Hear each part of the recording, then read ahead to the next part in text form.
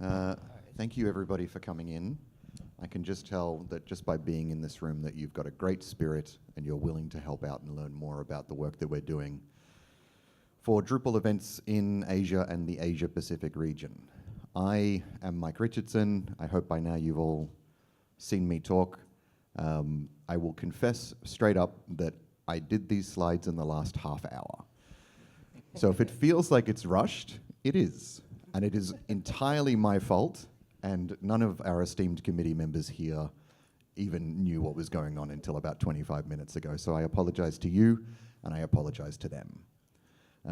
We are here today to talk about the steering committee, the work that we're doing, to answer your questions, and to hopefully encourage you to take part in what we're trying to do with this sort of ongoing project. So I'm going to start by introducing the 6 committee members. I am Mike Richardson. I'm the current chair of the Drupal Asia Steering Committee. With me is Sarabigote Asta Shrivastava, sorry, Joe Chin, Masami Suzuki-san.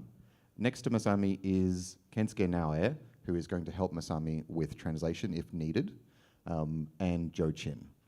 So Joe is, sorry, SJ.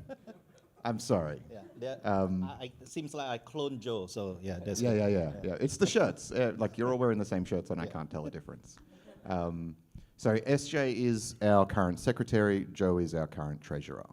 So we are the 6 members of the steering committee.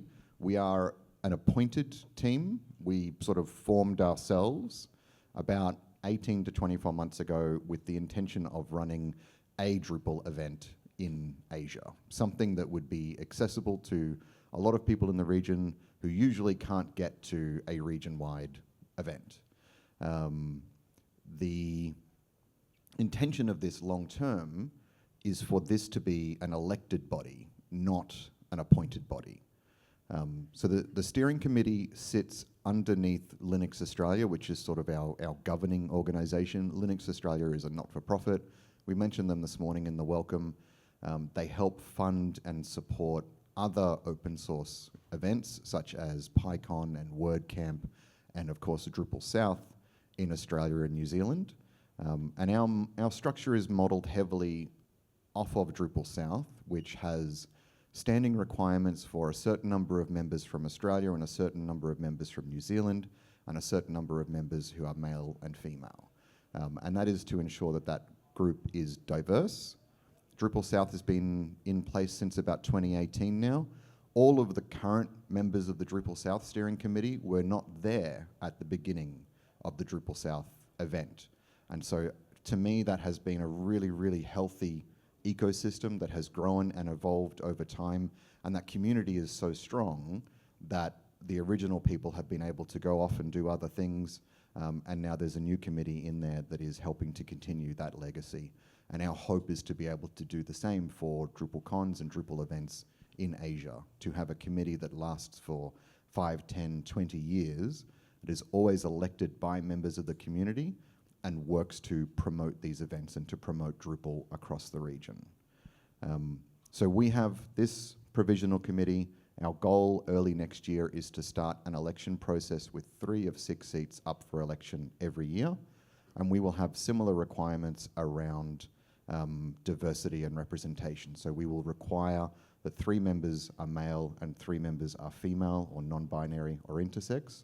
And we will require that there is at least 1 member from Singapore, 1 member from Japan, and 1 member from India, those being the 3 most, the 3 largest Drupal communities in Asia. Although our catchment goes to Asia Pacific as well, so the Pacific Islands, Australia and New Zealand, we consider all of those to be part of DrupalCon Asia as well. Within the committee, we have individual subcommittees for things like events, the Splash Awards, the training and scholarship programs, so smaller groups that are more focused on a particular thing, mostly just so the committee members don't have to do everything themselves. And so a big goal for this talk is to encourage you to take part, either by putting your hand up for election next year as a steering committee member, or by volunteering as a contributor to one of the event subcommittees or as a volunteer on site. I think we have about 36 different people who have volunteered in some capacity to make this event possible, 35 to 40 people, from registration desk to photography to splash awards and everything in between. And it just wouldn't have been possible without them. So thank you. So if you're interested in contributing and volunteering for future events, we do intend to run future events. It is probably the worst kept secret in all of DrupalCons where we expect to be next year and the year after, but we're not going to say that out loud. We're going to wait until the closing remarks to actually say that out loud. So we want to open the floor to your questions. We do have some prepared questions if we don't have any questions coming from the floor, but before I go into the prepared questions, does anybody have anything they'd like to ask any member of the committee? Don't be shy. Mukesh. Be as loud as you can, but I'll repeat it. So one of the questions is that we've been organizing Drupal camps in India a lot. Yep. And we would want to see if there is an opportunity to use Drupal camps as a model to, help DrupalCons happen in Asia. Yep. Can we talk a little about them in every Drupal camp? Is there something that we can say that here's what you could say at a Drupal camp and encourage people towards a DrupalCon maybe next year, Yep. maybe the next year after? So is that something we can do with Drupal camps? So Mukesh's question, I'll just paraphrase really quickly.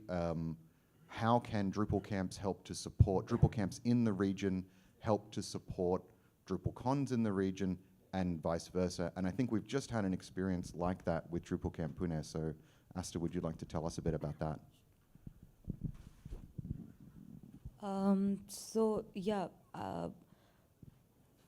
During Drupal Camp Pune, we had a couple of competitions to give away tickets for DrupalCon Singapore. And we were also continuously promoting the DrupalCon Singapore along with Pune, like the whole time. Me and Surbhi were there as the representatives from the steering committee. We also tried getting more sponsors from the Pune and India region to sponsor the Singapore event. So I think these are a couple of things that you can do to promote both the events concurrently. So the Pune event was kind of isolated in this region for this time at least. But now we have a group of local community members across Asia Pacific. So it's like wherever you are having a camp, a local camp, you promote all the other ones too with that. So like something in Europe is they have like a mascot or a, this toy that they carry everywhere to all the camps in Europe to promote the European con there. And they give away some tickets so to make more hype about that. So I think promotion is the main thing that camps can do for that, and gathering sponsors for this event. Yeah.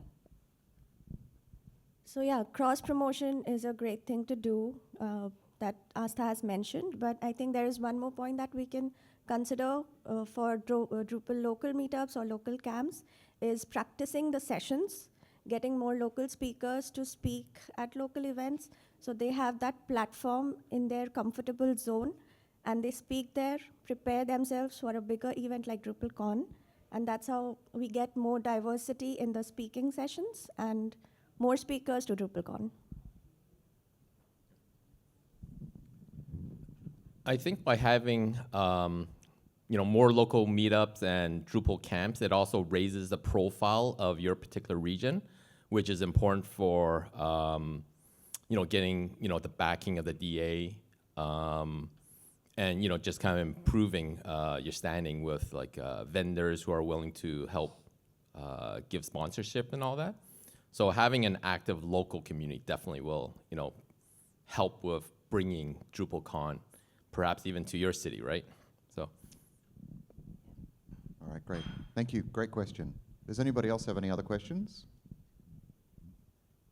All right. Maybe they'll come to you shortly, but in the meantime, anyone in the panel can take this one. What has been the most rewarding part of working on the steering committee? Don't jump at it. Well, since I'm holding the mic, I might as well say something then. I don't think it was necessarily the task that I did on the steering committee, but actually when the steering committee members actually came to Singapore and we were all able to kind of meet up in person and kind of like just kind of share in our, I suppose our, supposed success in how this this conference has turned out. I think for me, that's probably the most rewarding thing.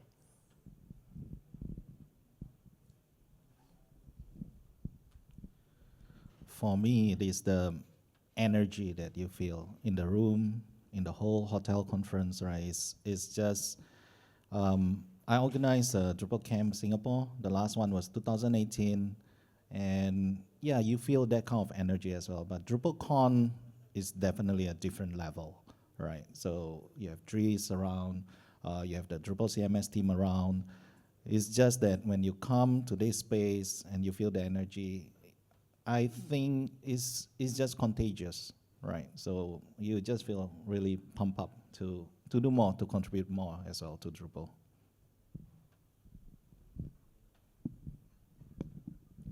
I think the goal for organizing DrupalCon Asia was to make the DrupalCon more accessible to this region, and we can clearly see so many new people here. Like I think almost 50% of the attendees are first-time attendees. So just making it possible for them to experience a DrupalCon is very rewarding to me. And including, I know some people personally who were like very excited for it because their first con, and I was just happy that they can do it. So yeah, I think. Yeah, I think I can say +1 to all of you. But for me personally, it was looking at all of you attending the event is the most rewarding part.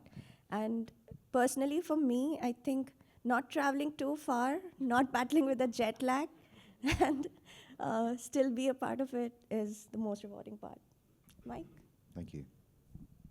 You can answer too. Yeah. No, these questions are for you guys. What should someone expect as a committee member or as a volunteer on an organizing committee? And I guess another way to look at this is just how much work have you put into this event?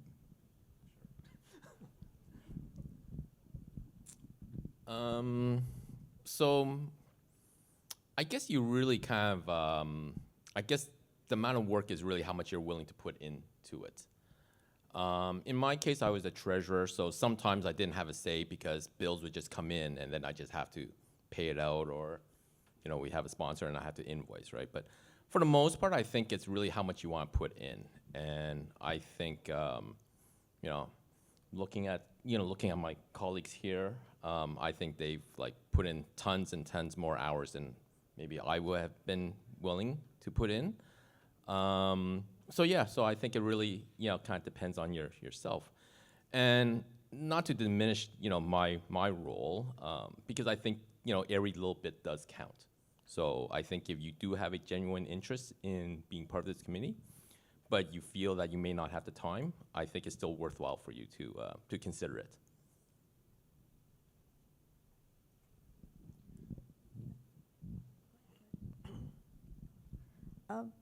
So whenever you are doing any kind of contributions, it's better to take it as a responsibility and own your part. So it is the same for being a committee member as well. Own the part that you are responsible for, and I think you will be great at the job. Yeah, I think +1 to that, and not sure if the question is specific to what all things go into organizing an event, because this is like organizing any other event, just on a really big scale.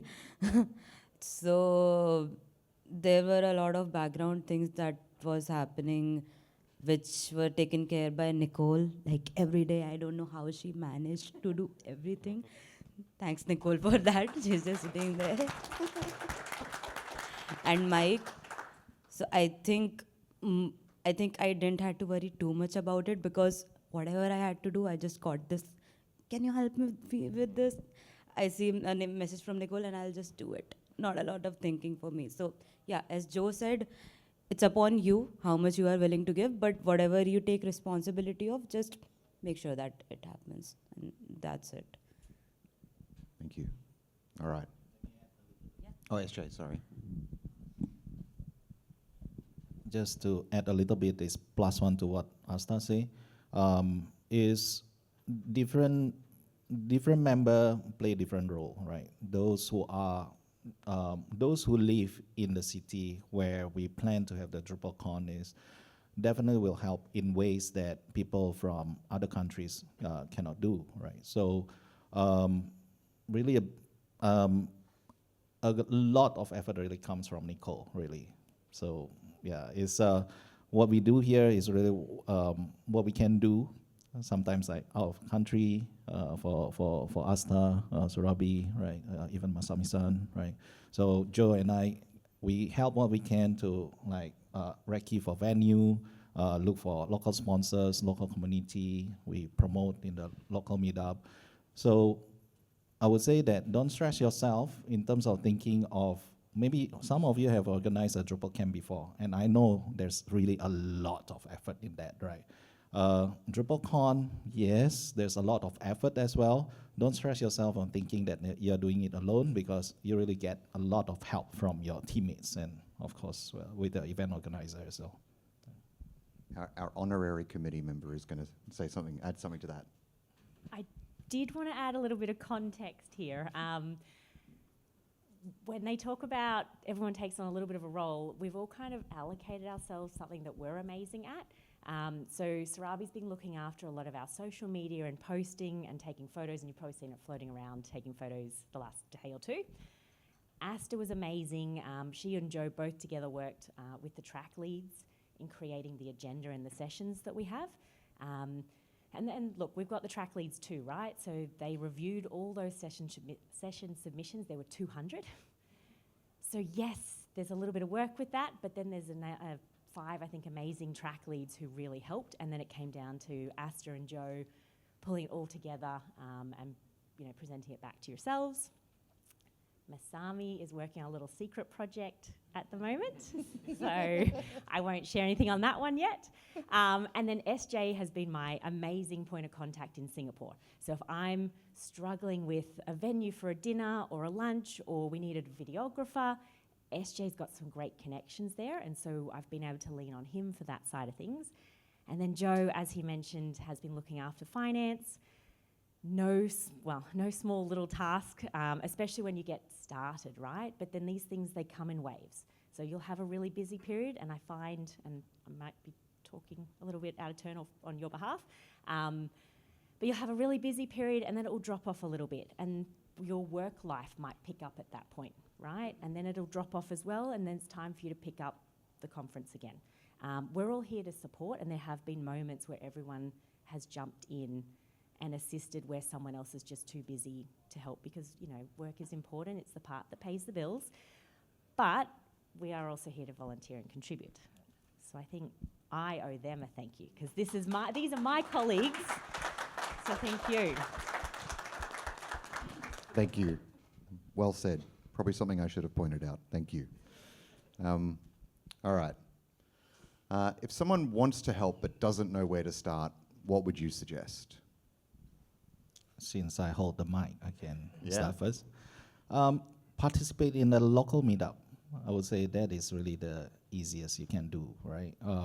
If you don't want to deliver a session, you don't want to speak, it's fine. Just go to the meetup, mingle around, get to know people doing Drupal in your area. If there's no meetup, we can try to start one. No need to think big, just do it in a local coffee shop, Starbucks or whatever it is. Probably Starbucks, not a good idea. But yeah, just start something small, really.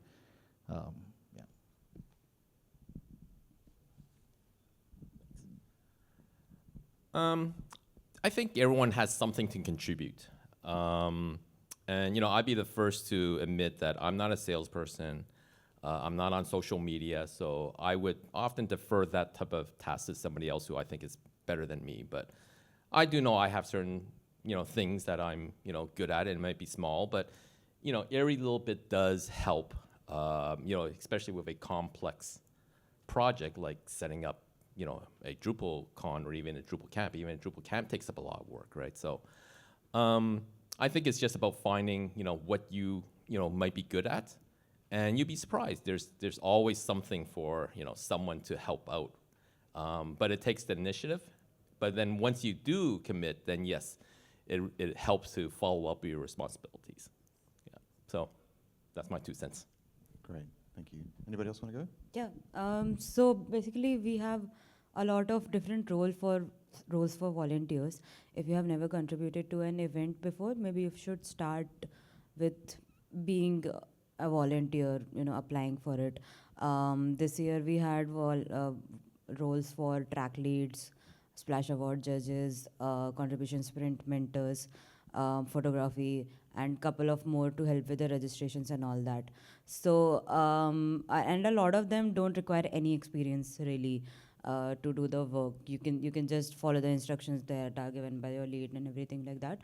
So, if you think that you can do it, definitely apply to be a volunteer, and then you can go from that. I'm going to also add that sometimes a conference, I guess a project manager or lead, they might not, they sometimes might hold their task too close to their heart. And sometimes they don't realize that they need to delegate out more. I'm not saying this about you, Mike, but. Probably true, though. So sometimes you can, like if you're close to that person, you can kind of see where there are areas that you can help out. And and I think, sometimes leaders, they might just be too focused on whatever they're doing and just don't realize that there are people who are, willing to help out. So just remember that. All right, thank you. $1 million question. Having now organized a DrupalCon in Asia, would you do it again? And I remind you, you're under oath. Yes. I don't think I need to add anything more to that. It's a yes from me as well. Everybody else? I think that's a yes for me. I'm going to be moving out of the Asia region back to my home country. The time zones will be difficult, but I'm hoping that by contributing, I could get a free ticket to the next DrupalCon Asia. So that's my motivation. Masami, would you join us again? Of course, yes. Yeah, wonderful. Yes, of Okay, course. great. Hell yeah. Yes, brilliant. And we had a yes from Sarabi as well. I think I have 1 or 2 more prepared questions, but I just want to stop really quickly and ask if anyone's thought of anything that they'd like to ask the group. Yes, in the front here. Can you go without mic? Yeah, I'll repeat it, but loud for me, please. Well, what is striking to me is that compared to, I think, North America, but certainly also Europe, that Drupal Asia seems like much bigger region to cover, and also a lot of more cultural diversity. I was wondering if that is ever a challenge for you guys to overcome, and how do you go about it? So I'll just repeat that. So, and I'll paraphrase, and I apologize for doing that. Asia is, of course, a very large and very, very diverse region. Is that a difficult thing for us to overcome or adapt to? Is that fair? Yeah, great. Anybody want to take that? I can start with what I have in mind. Yes, we have a lot of diversity, but I think there is one common factor that we have. We all love Drupal, so I think that really bridged the gap. Yeah, I understand you yourself also from Belgium? The Netherlands. Netherlands, right. Oh, sorry, yeah. Okay. Netherlands, then you often come to Malaysia and you meet with Akmal, the local community lead there, right? So I think there is that one common language that we all speak, which is Drupal, and that really help bridge the whatever diversity that we have, right? And this is really a living proof of how we can do that. Anybody else? I think, I would second what SJ say, but there is practical considerations also. Language is the obvious one. So we have thought about, like how are we going to cater to other people who may not have English as their first language, and so we talked about translation services and so on and so forth. We didn't implement here, but we may need to at future ones. But that's one consideration. Social economics. The price point for a DrupalCon sometimes is out of the reach for a lot of people. Not just ticket prices, but travel. So those are considerations. Visas. So when you're in Europe, everyone can freely travel between borders, but it's not quite the same here in this region. So those are the kind of three major challenges that I kind of see right off the top of bat. I'd like to talk a little bit about the session review process that we set up, because obviously we wanted to make sure when we think about who's going to submit a session, and we did really great for the session submissions this year. We had, I think ordinarily a DrupalCon gets to choose about 1 in 4 or 1 in 5, and we got to choose about 1 in 6 or 1 in 7. So we had way more options to choose, and I actually haven't had time to go to any sessions, but hopefully that's been reflected in the quality of the talks we had. But we set up a process where the track leads would assess the sessions that they had submitted blind. They couldn't see any details about who had submitted the session, where they had come from. So they would just assign a score on each and maybe put a comment on there if they wanted to, saying, I think this would be great, in the morning, or I think this would be good paired with this other session. But they couldn't see who had made the submission. And then Joe and Asta and the rest of the review team would then go and balance those scores against the representation in the region, keeping in mind that there are regions where people have less opportunity to speak, where women have less opportunity to get ahead, and we wanted to make sure that there was a really good balance of people both inside and outside of Asia, and both men and women and people from different socioeconomic backgrounds. So there were points where it's been very, very easy to keep things nice and diverse and sensitive, and there's been points where we've been very, very deliberate about it, and hopefully that's reflected in the event. Asta? Yeah, just to add for the sessions, we did the same thing with scholarships too. So we had a couple of tickets and travel assistance to give away this year, and one of the main criteria was how much this person needs this assistance to come to the DrupalCon, and do they belong to this region, and will it actually help them. So we, like Joe said, and I agree with all the challenges that he has mentioned, and since we are, I don't think anyone else from this team was part of the last DrupalCon Asia, so it's a learning thing for all of us too, and we'll try to make things better for the next time. But we have tried multiple ways to provide support for these people who do not have means to travel to the con, or who have language barriers, to maybe couple them with the people who have already been to a DrupalCon and can communicate with them. So some things are there, and we would love to get more feedback and any suggestions which we can implement to make things easier for everyone. Sarabi? So the question that you said, is it a challenge? I think it is not a challenge as such. It is more like problem statements. Joe that mentioned that there are these different challenges. These are more like statements that we have to find solution to, because when you see at Asia, it is so culturally diverse at every 10 steps. Not just Singapore, it has diversity in every region, every local area. So it is going to be generic, these problem statements, for every kind of DrupalCons we do here. And if we find solutions to the first one, we will be doing a better in the next year with these solutions that we adopt. So yeah, it is more like fun and interesting thing to take care of, more than a challenge. And one final thing to add is we want to move the DrupalCon around. Singapore is my brother-in-law calls it Asia for beginners. And it makes it really accessible for an international audience, but there are parts of Asia where this is very expensive and very hard to get to. So we want to look at other regions as we go. And I'm also heartened by the fact that there's a few local communities that have had a bit of a shot in the arm by this event being on, they're now talking about restarting their camps and restarting their meetups. So our hope is that, if we can go to a country that hasn't had a strong Drupal community for a while, by being there we can sort of help to grow it back up again before moving on to the next city. Did anybody else have any other questions before we go back to the prepared ones? All right. How and why did we choose, or how and why do we choose locations for DrupalCons in Asia?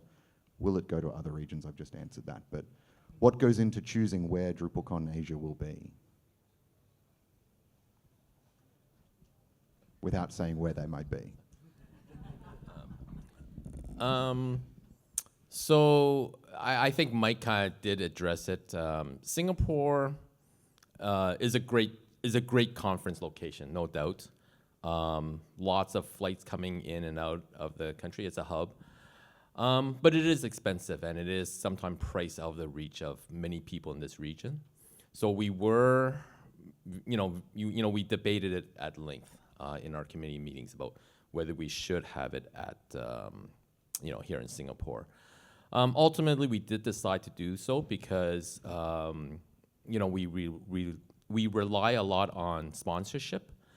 And some companies just might not be as comfortable for their first foray into Asia, being somewhere other than Singapore, because Singapore is one of the more developed, I suppose, westernized countries in this region. So, so that was a major factor. But we do really want to move it around, through this region, because I think it really gives participants and an interesting perspective of the rest of Asia. It's not just here in Singapore, which, as Mike says, is Asia 101, Asia Light. Call it whatever you want, right? But it is very Western here, and it's a comfortable entry for many first timers to conferences in this region. I think the other part is to answer my own question, which I said I wouldn't do. Local team.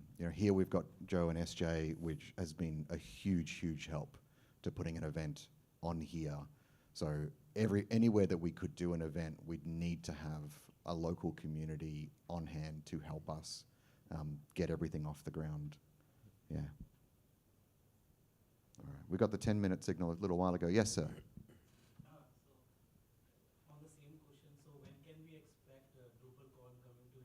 When can we expect a DrupalCon coming to India? Perhaps, very good question. I hope you will come to the closing remarks and we will have more to say on the subject. That's all I can tell you for now. And work on your local Drupal meetups and your local Drupal camps. Yeah. And that will help raise your area into higher profile, which will help. All right. Well, we're almost out of time. Yes. Hi. I'm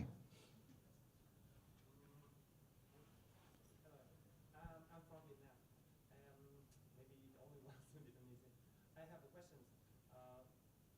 If I wish to have a conference in Vietnam for about 2028 or 2029, how should we have to prepare? If you or anyone have experience, can tell me about what's something like a checklist, what we need to prepare, how about the budget we need to do.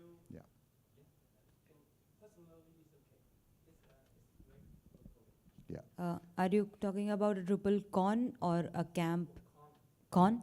Sorry, so Okay. let me just repeat the Yeah. question. Yeah. So Hai is from Vietnam, maybe the only Vietnamese community member who's made the trek out here, and we're very grateful to have him. His question is, if he wants to do a DrupalCon in Vietnam, what would the process be? How early would we get started looking at that?